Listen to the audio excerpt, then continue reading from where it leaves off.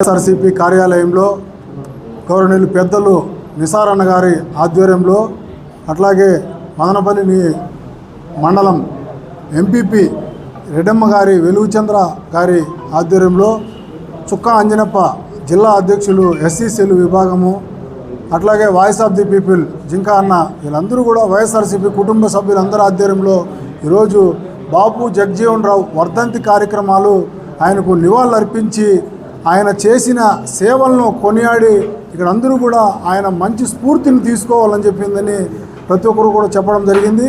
ఈరోజు ఈ రాష్ట్ర మాజీ ముఖ్యమంత్రి జగన్మోహన్ రెడ్డి ప్రతిష్టాత్మకంగా బాబు జగజీవన్ రావు గారి జయంతులు కానీ వర్ధంతులు కానీ అట్లాగే అంబేద్కర్ గారి గురించి కానీ ఎక్కువ ఈ ఆంధ్ర రాష్ట్రంలో వాళ్ళు చేసిండే సేవలు వాళ్ళు నడిచిండే అడుగుజాడల్లో నడసాలని చెప్పిందని కోరుకునే వ్యక్తి ఎవరైనా ఉన్నారంటే ఈ రాష్ట్రంలో మాజీ ముఖ్యమంత్రి జగన్మోహన్ రెడ్డి అని తెలుసుకోవాల్సిన అవసరం ఉంది ఈ సందర్భంగా.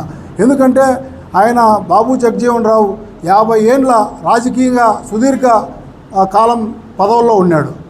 కార్మిక శాఖ అట్లాగే వ్యవసాయ శాఖ, రైతు శాఖ అట్లాగే ఎన్నో శాఖల్లో న్యాయశాఖలో కూడా పనిచేయడం జరిగింది. లాస్ట్లో దిగిపోయేటప్పుడు ఎంపీగా కూడా పనిచేయడం జరిగింది. ఈ రాష్ట్రంలో ప్రధానమంత్రి అయ్యే ఛాన్స్ ఆయనకున్నా కానీ తుడిలో తప్పిపోయి ఉప ప్రధానిగా పనిచేయడం కూడా జరిగింది.